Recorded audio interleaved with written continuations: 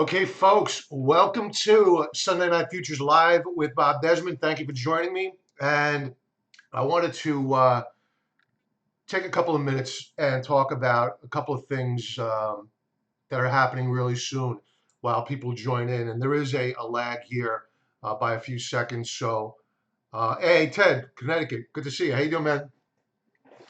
Um, so, I guess actually effective today because it's Sunday, Monday. I don't really drink on Sundays or Mondays. Unless there's an occasion. But we're doing Sober October. And I got the idea last year from Joe Rogan. And Joe Rogan, if you don't know him, is a podcaster, MMA announcer, a comedian, just a real well-rounded guy, very entertaining, and just a great, great guy. So anyway, last year, at the end of October, about a week before the end of the month, I was watching his show, and he was saying, Sober October is going great. And I said, no, I'm sorry I missed this. So I came up with something called Dryvember, and I did it last November, meaning November, no alcohol, very few carbs. And so this year I said, okay, Joe's going to do it again. I'm going to do it along with him. Sober October, no alcohol, and this time no carbs because I had a goal going into 2019 to drop down a few pounds, build up some muscle. I made some headway, not quite there yet. So if you're going to join along with this, if this is a plan that you want to do as well, Sober October, leave a note, give a like, and anyway, please give a like to the video. Subscribe to the channel, get the notifications in the future by clicking the notification bell, please. It really helps me out when you hit the like button, leave a comment, and that YouTube algorithm picks up the video, and they'll sponsor CNBC in lieu of me. But what helps with the algorithm is if you hit the like button, leave a comment, share with a friend, and that helps boost me on YouTube. So Sober October, hope you join in. And I was away at the lake house this weekend, and I went my 25th wedding anniversary, and I went to this restaurant. It's called at the Ostiga Hotel. Absolutely gorgeous. And they have a number of restaurants there. I went to the 1909, year 1909. It's the year the place was built. And outstanding food. I mean, I ate at really great places at times, but this place was just knock your socks off, really great. I highly suggest it. The Ostiga Hotel, 1909. I'm sure the other restaurants are good as well, but this one in particular, knocked my socks off. Beautiful view, overlooking Lake Ostigo. Outstanding weekend. So a really great time. I'm doing well, Ted. Thank you very much for asking. Hope the same with you as well.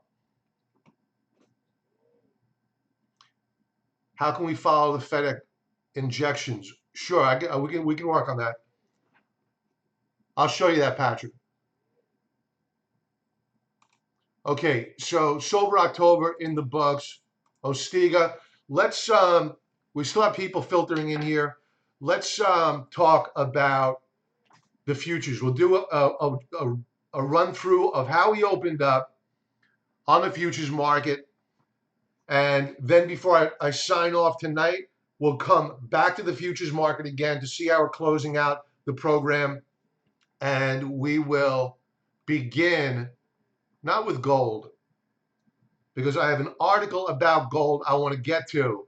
And it helps explain why gold these past several days, with all the reasons to be going up, hasn't. It's been correcting. It's been driving me crazy. But I think I have a really good reason as to why gold has been weak of late, along with the gold miners. I'm going to get to that in a moment, so bear with me. I'm going to tease that, so stick around. So let's go with an overview of,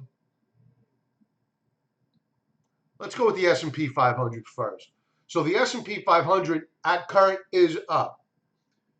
It was up higher. We have given back a lot of the gains.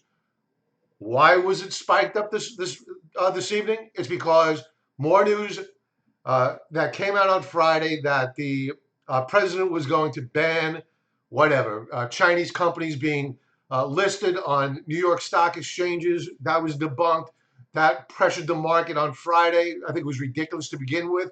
Now they've taken that off the table. Go figure. Just in time for the Asian markets to open. The futures market here in the States are open. And of course, they sent the stock market, or the futures anyway, higher. So we'll come back to this before we sign off. Let's take a look at the Nasdaq. Same deal here.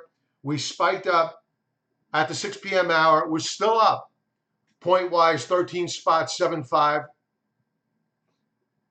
Taking a look at the Russell 2000, and I'm going to talk about the Russell 2000 on a monthly basis in a moment because there's cause for concern there. And you can see they spiked the Russell 2000 higher as well. And we have backed off the session highs. So let's talk about the news that helped drive this spike higher this evening.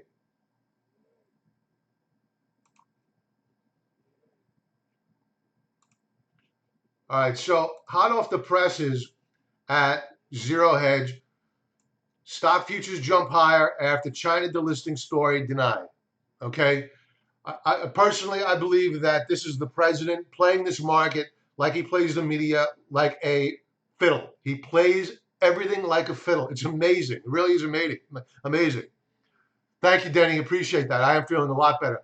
I took an early weekend. I went up to the house at the lake and I just vegged out, man. And I just relaxed, and it was a real must-have rest. I had to have it. So thank you, Denny. Appreciate that. So this is why we're seeing the stock market futures gap up higher right now. Do they hold into tomorrow morning? I don't know. I'm concerned about this market for the fact that we need these headline tricks to keep the markets from rolling over. It's a major concern. I think that earnings are going to be a problem. Remember, tomorrow, last day of not just the month, but of the quarter. And then we start focusing in on earnings, right? So this next week of economic data is really going to be the last round of economic data that the markets really pay attention to while earnings season is in full play. Why? It's because traditionally economic data, unless it's horrible or really good, takes a back burner to earnings. That's the headlines. So this coming week, what we have coming out on Monday, Chicago PMI, regional survey. We have the ADP employment number coming out on Wednesday. Remember, that moved the market last month. And then, of course, on Friday, we have the Pimp Mac Daddy of them all, which is non-farm payrolls. All right, so the market's expecting 130,000 jobs. If you see a miss on that number, I would suspect that the markets are going to rally. Why? It's as simple as the markets need heroin. They need an injection, and they're getting it. And I'm going to go to the question that was posed to me earlier by Patrick as to how we measure what the Federal Reserve's balance sheet is doing at any one given time. And what I use is this chart here. This is off of Fred. This is the St. Louis Federal Reserve's own website. So this is not me making up numbers. This is the Federal Reserve's own data.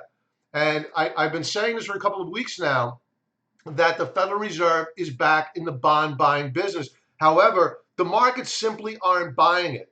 And they're not rallying on the news. So that leads me to believe that, one, either they're taking this impeachment story seriously, which I don't, because unless some real hard evidence comes out that the president did something really wrong that the Republicans can't ignore, then the Senate is never going to put him on trial and find him guilty. It's not going to happen.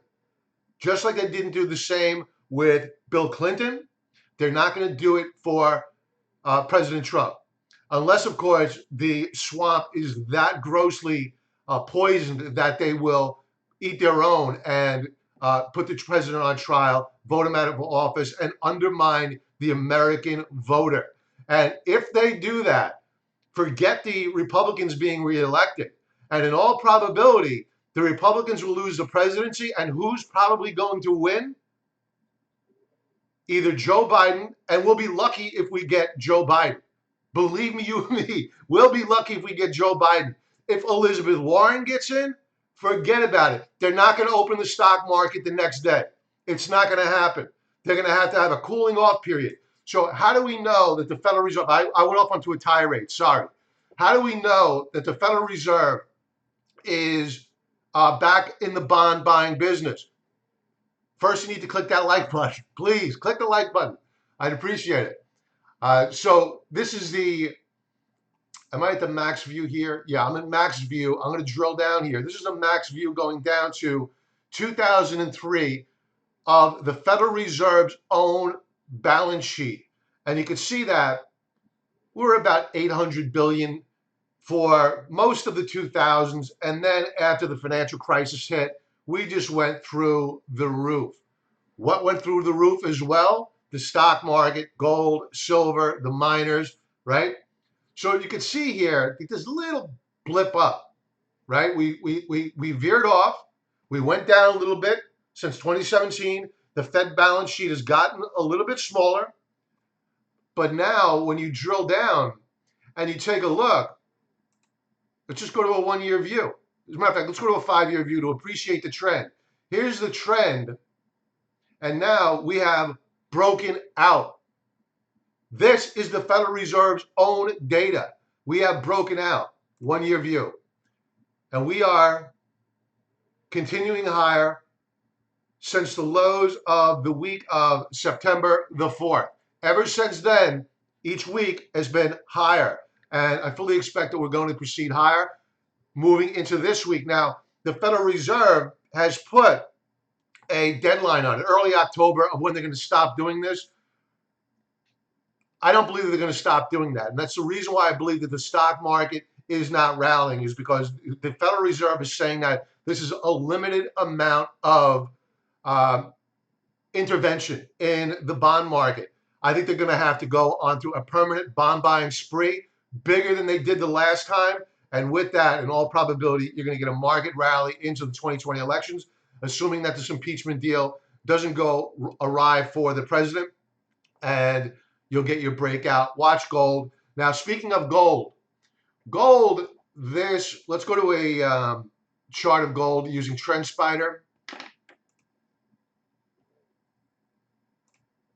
And if you're not currently a subscriber to TrendSpider, you should be. And in the link below, you can get a link to their website. I'm partners with them, so I get a piece of the profits as well. But you get a 25% discount to TrendSpider. So sign up, get that 25% discount using discount code CT25Z. All right, so last week, daily chart, you can see that we are putting in lower highs on gold.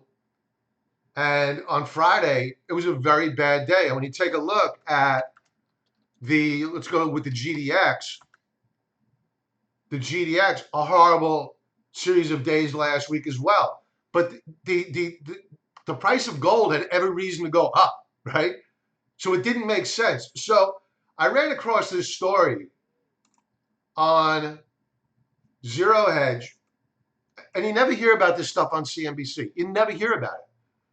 You need the alternative news media. You can't listen to fake news. Is this the real driver of gold's recent weakness? It's Chinese Golden Week. Their gold market over in China is closed this coming week through the 9th of October. So what it looks like you have going on here is that you have traders in the United States front-running gold seasonally to the short side in anticipation of the close of the Chinese markets, which traditionally pushes the price of gold down. So here is 2018. You had the downward move. Then on the 9th of last year, that was the bottom of, actually the bottom was on the 8th. We had a higher low on the 9th. Following on the 10th, we began to break out to the upside yet again. 2017, same deal here. 2016, similar, not exact. You had shorts covering in advance of the reopening of the Chinese markets. So you can see that there's a rhyme here. It's not necessarily repeating itself, but you have traders that are front money in the gold markets right now. So I wouldn't be the least bit surprised to see at the back half of this week some shorts covering their gold and their gold mining position. So I'm still bullish on gold. And if you want me to go over some symbols, please pop them into the IM box or the chat box there, and I'll go over as many as I can. I had what should have been a 3.5 hour drive home turned into 6, so I'm exhausted right now. So I'm going to keep it to about half hour, 45 minutes tops tonight. So just pop them in there if you could. So that's my rationale for as to why gold is weak. Let's go to some of the charts that we're watching for the coming week. I spoke about with members LABU, which is a leveraged ETF, putting you long of the biotechs. And I like to trade LABU because they're optionable. And I like to sell puts to bring in premium. And I was looking to sell puts. In fact, I have an alert set here. I wanted to see a breakout above this upper band of resistance, and ideally it closed above 40, and I would have sold the 40 strike price, bringing in some premium. And that selling the put puts you long of the shares, not short. So what happened here is that we had a rejection at the 40 level.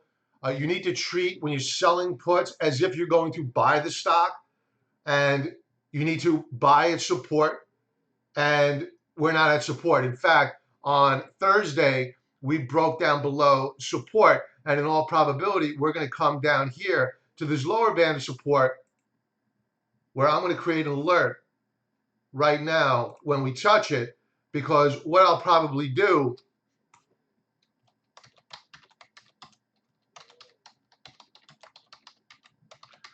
look to sell premium. I'm going to keep this alive for a few days. All right, so I'm good to go here. So when LABU hits my zone of which I want to enter the trade, I'll look to sell puts, maybe looking at the 25 strike price. That would be ideal at current. It depends upon if we hold historical support. Fast, you got it. Hey, Colton, let's go through DPST. This is the regional bank ETF. Now, the regional banks, despite the fact that yields are very, very weak, they're behaving fairly well. They're holding up. And especially the regional banks, you have good home building numbers that are out there. The regional banks are very levered to the home market, the mortgage market. So we're looking for a potential breakout here on the DPST, and we'll look to get long. We already have an alert set here. So I only want to buy on a breakout. And I will not be buying until if we get a pullback, until we hit this lower band of support here at around $29 per share. Now, I want to talk about IWM, and I want to talk about it on a monthly basis, because IWM is precariously close to breaking down. We were considerably higher on the month. In fact, we were breaking out on a monthly basis above the upper band of resistance. We were rejected. And now we are flirting with this support level here at, let's call it, the 144.50 level. And if we close below it tomorrow, look out below for this market. I don't think it's going to happen. If it does happen, I'll look to get short of the IWM using the TZA.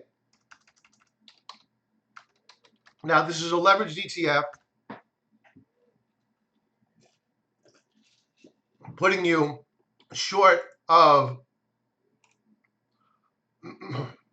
the, the Russell small caps.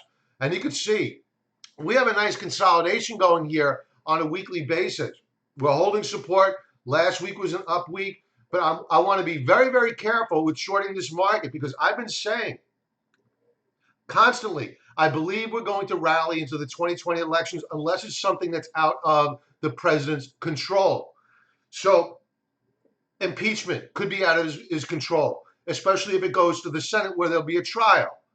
And God forbid, if there's a hint they're going to find him guilty, you're going to see this market plunge right through the floor. And I don't think it's going to happen. I don't think they're going to let it happen. So absent an impeachment that goes awry for the president, even if they impeach him, it really doesn't matter. It matters if it goes to the Senate and they believe the market sniff out, they believe he's going to be found guilty. So I'm not going to go shorting this market until we see the headline risk out of the president's control. If I see that, then if I see a breakout on the TZA and a breakdown on the IWM, especially on a monthly basis, I'm going to begin nibbling to the short side here on this market. Ideally, it doesn't happen. What's my ideal scenario here for shorting this market? The ideal scenario is that earnings have been declining, and I would like to see them break this market out higher, and then valuations continue to skyrocket along with the market. Then after the 2020 elections, sell the news in all probability. The president's back in for 4 years. He's got no reason really to keep propping the stock market up higher unless it's a legacy issue. But I think that the president, I've studied him for many, many years. And I met him. So I've studied him since the 80s. And I think that he's a patriot. Yes, he can be egotistical, no doubt about it. But I think he wants to do the right thing for this country. And what's the right thing for this country? When he gets elected, having rates where they are right now is toxic. It's going to end the US dollar as the premier currency in the United States. It's going to destroy it. Now, losing that edge over the other emerging markets, the Chinese, that would be a huge blow to us. So it's critical that we maintain that dominance with our currency.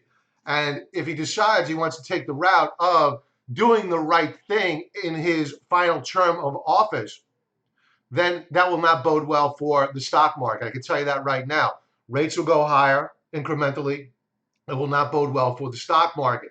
So what I want to see here in the interim between now and 2020, the election day in November, I want to see a breakout on the IWM, on the S&P 500, on the Nasdaq.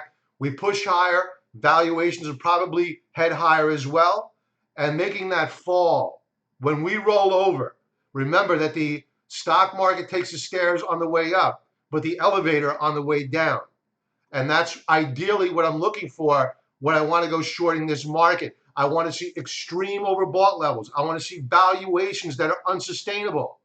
So right now, the headline risk is not in our favor, right? We have far too much to risk, meaning you have a president that's very, very active tweet-wise. We're one tweet away where we're to get short of the market tomorrow from getting squeezed out of that position.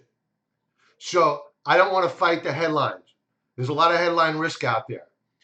So if I see a lot of new people have joined. If you could please hit that like button. If you want these live streams in the future and my videos, please click the subscribe button.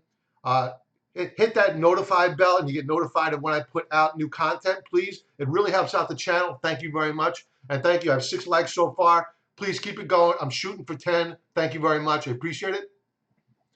All right. So let's talk about what you guys want to talk about. And I want to talk about, Patrick, did I answer your question about the Federal Reserve? Did that help you? Please let me know. If not, I will try to answer it a bit better. Colton, we're going to go over fast. We've discussed this one in the past.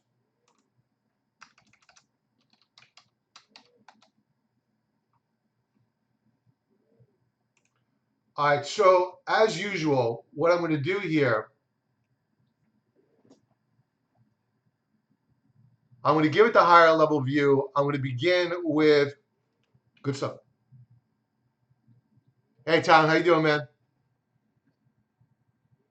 Thank you, Dean. Appreciate that. Good stuff, Patrick. Okay, so FAST is interesting in that we broke out this month. We had a nice flag setup form. Actually, it's an ascending wedge formation, that a descending wedge formation that formed, and we broke out. So we have a nice monthly setup here. I don't see how we do not. We're at 9. One more light, please, please. We're looking good. The only concern I have here so far, and I'm going to drill down to a weekly chart, then a daily chart. We're off the highs of the month. That kind of makes sense in that we have resistance above here and above here. Let's go to a weekly chart.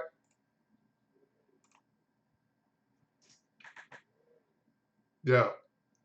So you can see we have a rising upper band of resistance. So that doesn't mean that we can't trade within a channel here.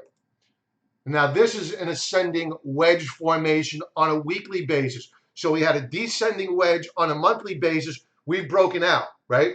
So now on a weekly basis, we are in an ever-tightening ascending wedge formation. We're looking for resolution here. Ideally, that resolution is to the upside, and in all probability, it will be. If you trade sideways here for the next several weeks, you're beginning to see your Bollinger Bands beginning to tighten up, and that's a good thing. Daily chart.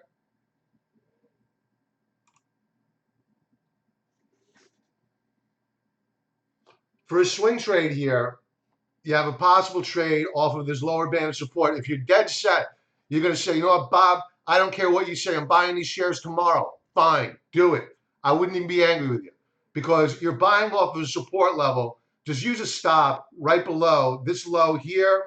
What was Friday's low? 31.88. I would keep it just below this lower band of support here at around 31.50, 31.25. Keep that loss small. And then as we rally up to resistance here, you don't have much upside potential for a swing trade. So it's really not a great trade. But if you're looking to scratch the itch to get long for the longer term, I would rather use scratch the itch here, open up a small position, then buy the breakout above these upper bands of resistance, and then get a bigger position. Add to your position on strength, but stay small right now. Now, what I want to do here, I want to stay on a daily chart. I'm going to take the trend lines off. We hit 10. Thank you very much. Please keep it going. Thanks for the likes, guys. It helps me out. We're going to overlay. I screwed up here. We're going to overlay weekly resistance. So ideally, this is what, for a swing trade, you get. You buy where we saw support last week, right here. Solid line is daily. Dash line is weekly. We're going to take the daily off, and you'll probably get a rally up to this upper band of resistance here. If we close above this resistance level, we're going all the way up here. So I like the trade. It's pretty good. We're breaking out on a monthly basis, tightening weekly chart, a daily chart. You can buy it off the support level. It's a long. Let's take a look at what else we have up here. TGS. Yeah, I think I have these saved. We'll go with SPKE. Yeah, I do have them saved. Wow, nice move here. All right, so let's remove this.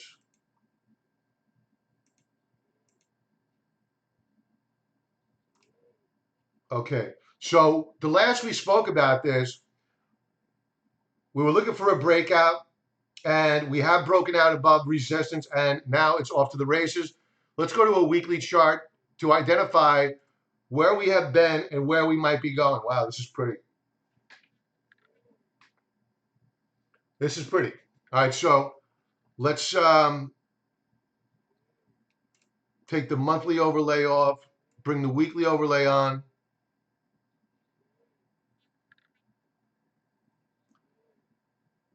All right, so we hit a little bit of resistance last week. We're going to have to fight to get through this overhead supply. It's not a ton of it. Maybe, maybe there is a lot of selling up above here because it was resistance back here. It'll probably be resistance yet again. If we pull back and retest the support level again this coming week, I would be a buyer, assuming that we hold weekly support. And I would look to add on a new weekly high. I like the setup here. So this chart is looking pretty good. Now, it's in the energy sector. We have a monthly breakout. Tomorrow is the end of the month, obviously. If we close where we closed on Friday or better, it's a beautiful chart. We may get a pullback and a retest of the breakout point this coming week or the next couple of weeks. But if you see a breakout on a monthly basis on this chart, I think it's a buy. I don't see any reason not to buy the shares. Stay small, then add on strength, right? As we break it above resistance levels, look to buy more. Let's take a look at what else we have up here. We have TGS. I know we spoke about TGS as well.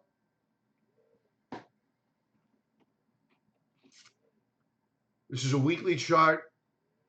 We broke out on a weekly basis. This chart's looking pretty good as well.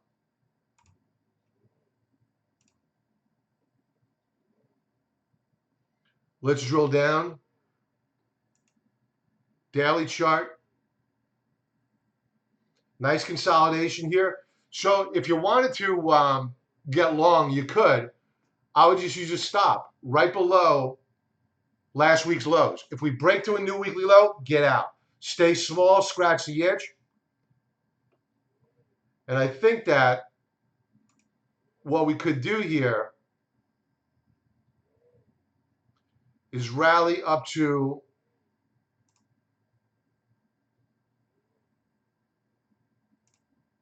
this resistance level here at 10.58. That's going to act as resistance. If we close above it, then you could look to add more. But right now, if you wanted to scratch the itch, you wanted to get in, you're tired of looking at the chart, fine, do it. Just set your stop under last week's lows. That's how I would play it. And what else do we have up here, Tom? GLNG. I don't know if I do have them up here. Yep. No breakout yet. We hit it. We hit it. But no breakout yet on a weekly basis.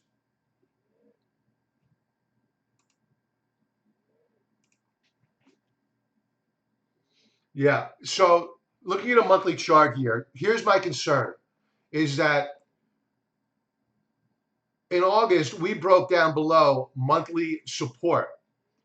Now, that's a concern because that naturally became overhead supply.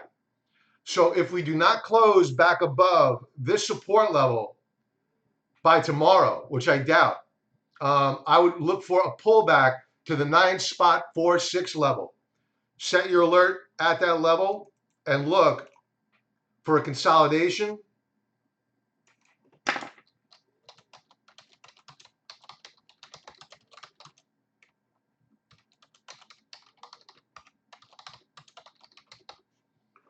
And then we will look to enter the trade. Okay, so that's how I would play it, Tom. I would focus more on the GBTC. Yep, Patrick, I'll get to that. And I would look for a rally back, a recapture of monthly support. I doubt we're going to get it. I would then look for a pullback here to the 9.46 level. That would be an interesting entry point. Or if in the coming month, even if we don't pull back and retest the support level, I would look for a close above monthly support yet again. If we get that, fine. If we recapture support, put a stop right below this support level here at around the, let's call it 1490 thereabouts, and I would just stop out of the trade. But you need to get back above this monthly support level. Too much risk, not enough reward to put the trade on right now between now and tomorrow. My pleasure, Tom. GBTC.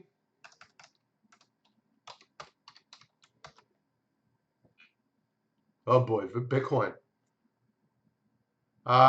Yeah, we have issues here. A lot of issues.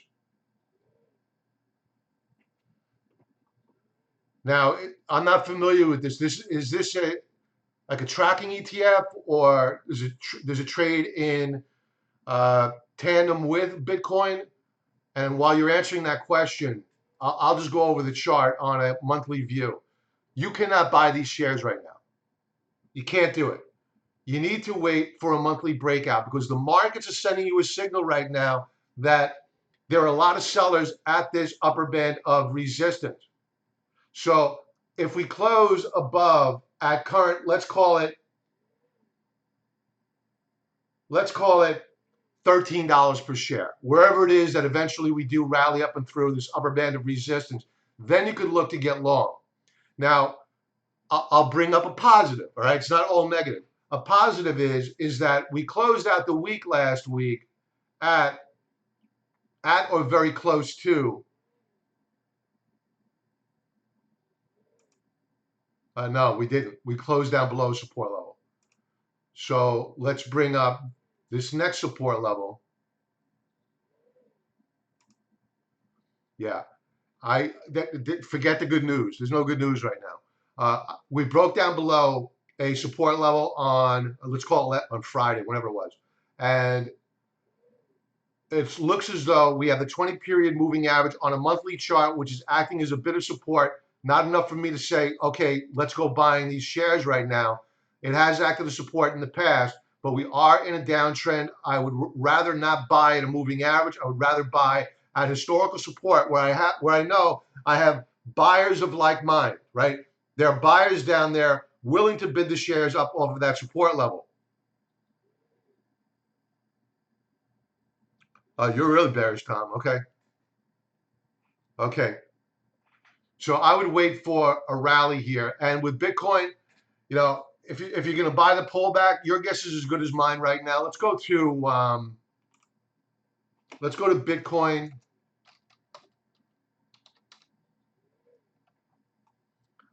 I want to see whether or not TrendSpider has. They used to have it. Bitcoin relative to the US dollar. And if by chance Jake or Dan over at TrendSpider is watching right now, tell me what I'm missing here, because I used to be able to find Bitcoin versus the US dollar, and I'm not able to find it right now. Correct me on what I'm doing wrong. I'm sure I'm doing something wrong because I've been able to find it in the past. Let's go to Thinkorswim and take a look at Bitcoin.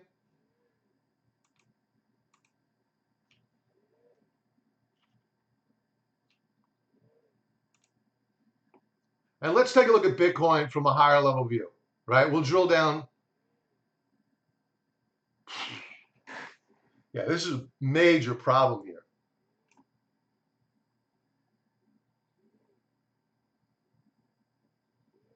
Yeah.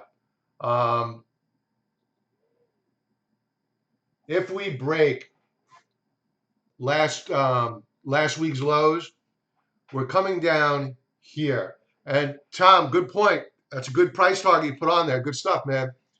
We're going down. We're going to see a 6 handle on Bitcoin. This is a major break. This is a major breakdown last week. Let's drill down to a daily chart. Wrong chart.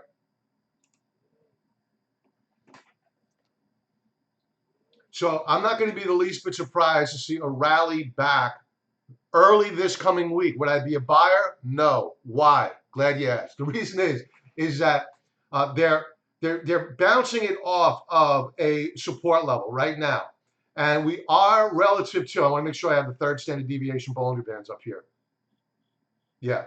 So we have the third standard deviation Bollinger Bands, which at current, quote unquote, air quotes, were oversold relative to, okay? So I'm not going to be the least bit surprised to see a rally to correct this oversold condition. You did see some bottoming action last week. Would I buy that rally? No way. No way. Because what's going to happen here, we're going to rally up into, let's call it 95.10 thereabouts. And then you're probably going to see some sellers move in, taking Bitcoin down yet again. So I would be very, very cautious here with Bitcoin. The key chart here to look at is this monthly break. And if you see a new weekly low, brother, look out below.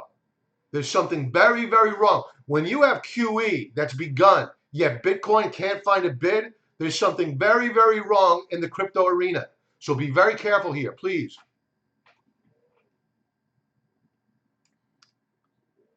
All right, we're at 740. UGAZ. Let's bring that up for you, Tom.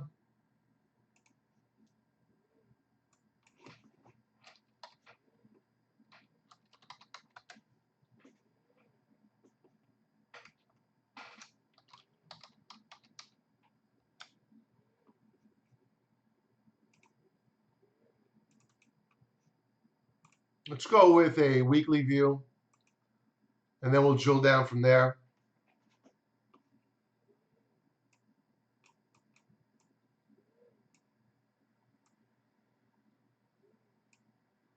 All right, so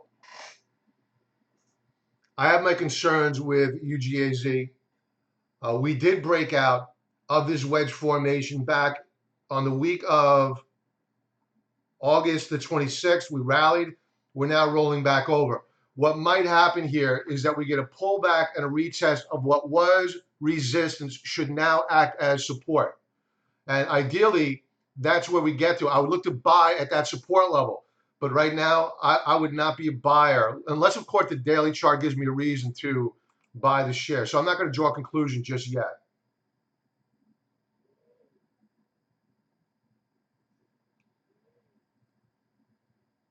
Yeah, I wouldn't be a buyer here just yet.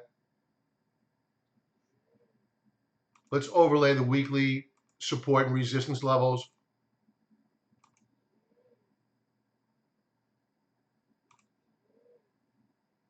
All right, so here's that weekly wedge breakout that we were looking at, but you're seeing it now on a daily chart. This is the value of TrendSpider. Hey, folks, we're at 13 likes. If you keep it going, please, it really helps me out. Thank you very much. This is the value of TrendSpider, being able to look at a daily chart, but being able to identify with a click of a button where you have weekly support and resistance. All right, I love it. Multi-time frame analysis. That's the key to being consistently profitable. And if you're just joining, click the link below. If you're interested in TrendSpider, use discount code CT25Z. Again, CT25Z, you get 25% off. So I think that we need to see a reversal day on UGAZ. We didn't get it on Friday. And ideally, we pull back on this daily chart to retest. I'm looking at 1441 as being an interesting support level. That support level is rising, so that might change. So what we'll do is, to account for that, just simply create an alert. If we touch it,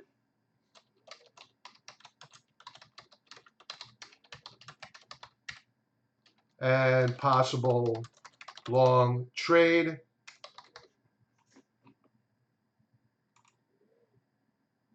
we'll keep it alive. 5 days should do the trick here. And we're good to go. I would look at it when we hit that support level. Natural gas futures down, but then, yeah. We'll take a look at nat gas, and we'll probably call it a day from there.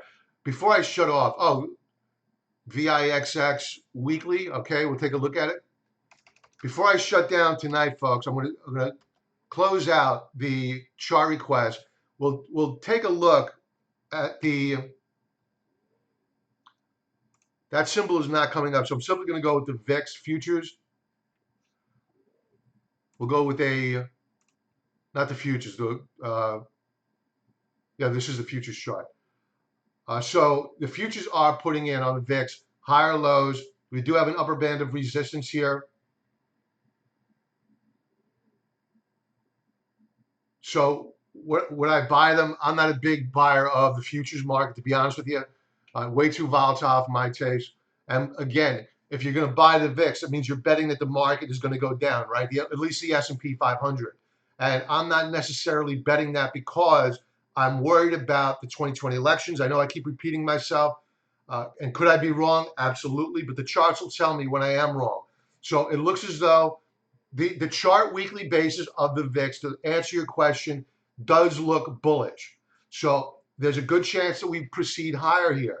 Would I be a buyer? Not yet. If we rallied and closed above this upper band of resistance, that means that in all probability we had a major breakdown on the S&P 500. Then I would have to reevaluate my position on the market. So at current, it looks bullish. We're putting in higher lows. We have definitely a breakout of a wedge formation here, and we're putting in higher lows. We do have a bit of resistance above. So it looks like we may get a move higher here on the VIX, which does not bode well for the markets. Daily chart. Now, what am I taking notice of here is that we did break out of a couple of resistance levels the past couple of days. But on Friday, we were rejected at this most recent one. If we rally up and through it tomorrow and we close there, in all probability, we're going up here to this upper band of resistance. So if you're saying, when would I pull the trigger personally on this trade? If I had to make it, I would do it on a close above this upper band of resistance. And then in all probability, we're coming up here to the mid-20s on the VIX. Let's go back to, before I shut down, the futures market.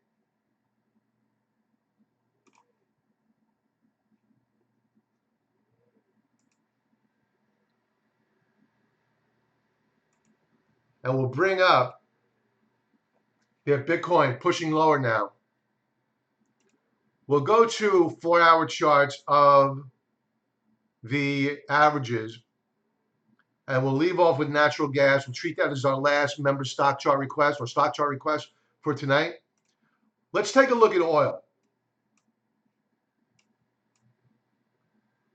Oil is holding support here. The president needs oil to move higher because last week you saw a little bit of pressure on the junk bond market. So he needs oil to press higher. Why? It's because the junk bond market finances the frackers. If you see job losses in the fracking sector, that hurts the president's reelection chances. So he needs to keep the price of oil high because the U.S. is a very high price per barrel producer of oil. It costs us a lot more to obtain profitability on a barrel of oil than it does the Saudis or the Russians. So the price of oil needs to stay higher. If it breaks down, expect a false flag event in the Persian Gulf. That's what he's been doing time and time again. Expect it yet again. I saw some new viewers join in.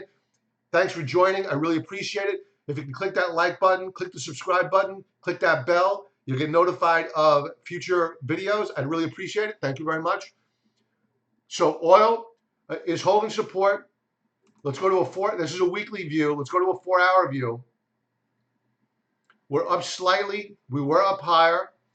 And we were up higher earlier on the S&P futures. We pulled back some. We're still up higher. They spiked the market higher on more China news. The Russell 2000 still higher on the session. We're watching the Russell 2000 for a monthly break below support. We're close. We have one trading day left to go. Let's see whether or not we hold that monthly support level. I hope it holds, but I'm watching it closely because I want to see a breakout. I want to see a rally into the 2020 elections. Then I want to short this market. Let's go with the Nasdaq. We're going to leave off at nat gas and gold. I want to go take a look at gold. Nasdaq pulled off the highs of the session, but we're still up overall. Let's take a look at gold. Gold is up. We're holding that 1500 level. It's critical that thanks for the likes, guys. Really appreciate it. We're 15. Thank you very much. Thank you. We're holding the 1500 level. I cannot tell you how important that this level is. And for those who just joined in, I want to share with you an article. I talked about it already. I don't want to repeat it. Off of Zero Hedge. I'm going to drop the link into the chat box if you want to read this at your leisure. And it's one of the reasons as to why you're seeing pressure on gold, despite the fact that we had the Federal Reserve back in the QE business. Gold has every reason in the world to proceed higher right now, but it's not. They want to blame the dollar. I'm not buying it. The dollar and gold have been trading in tandem of late. This time last year, if you would have seen the dollar move higher, gold would be going this way. Lately, they're trading in tandem. Every once in a while, they break apart. But don't forget, you also have Brexit coming up. October the 31st, Brexit. That is going to be a gold mover. Let's go back to the futures and we'll shut things down. Let's go to the US dollar. Now, the dollar had a very good week last week, and I'm looking for a breakout here this coming week. And we already have a breakout above this upper band of resistance here in red. Let's turn this green to highlight it. So in the pre-market futures, we have a breakout on the US dollar. I'm looking for a breakout on a weekly basis because with members on the weekend commentary, we discussed the weekly view of the US dollar, and it's poised for a breakout. Why? It's because the Japanese and the Europeans, the EU, are just so bad, especially the Europeans. For the viewers over in Europe, no offense to you, but the ECB is even worse than our own Federal Reserve. Sorry. No offense to you folks. I appreciate you being here. So no offense. Let's leave off with natural gas. We'll take a look at some of the comments in here.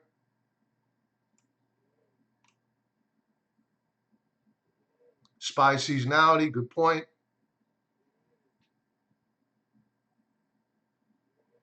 Blockchain Bull, you're very welcome. Yeah, I usually do upload them. I usually do upload them. I'll check and see to make sure they're getting uploaded. I thought I was. But thank you for pointing that out. Maybe I'm doing it wrong. I'm new to this. So thank you. Appreciate that very much. So the dollar's looking good. Let's leave off with natural gas. And,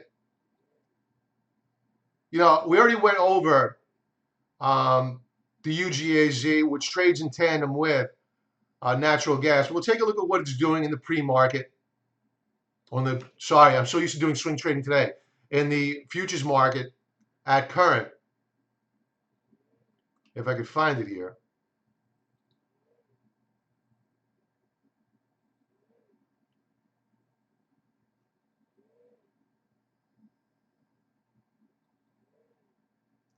If you guys remember last week, I couldn't log into, here we go. Oh, this is interesting. I couldn't log into Thinkorswim. It was embarrassing. So let's pull back here a little bit and talk about this chart because it is interesting. For a swing trade only. But the must-haves are this for this trade to be a reality. And the must-have, all right, good, we're on a 4-hour chart. Let's throw up some lines here.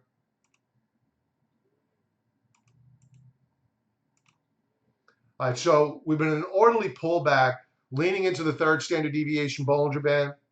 We're up at current. Actually, no, we were lower and we're off the lows of the session. So we're flat on the session. I think you said that earlier. So what I'd be looking for here, this is more of a day trade rather than a swing trade, to be honest with you. So I wouldn't do this trade because it's far too volatile. Let's turn this green. I'd be looking for a breakout above this upper band of resistance here, and then perhaps look for a rally up to the 20-period moving average. And I would look to book profits. That's me being a day trader, and I respect day traders. I am not a good one. I'm more analytical. I need to absorb a lot of data. And some of these guys are out there. They're fighting high-frequency traders, and they are able to zip in and zip out of trades really, really quick. I am not capable of doing that. I'm far more analytical. So I hope that helps. And folks, with that, I want to thank you very, very much for joining. We're up to 16 likes. I appreciate it. If you just joined, please click that like button. It helps me. If you're watching this on the replay, which I'll make sure I get posted, thanks for pointing that out. Please like the channel, subscribe to the channel, click that bell button, leave a comment below as well. And I hope everybody has a really great remainder of your Sunday and a profitable trading week. Be well.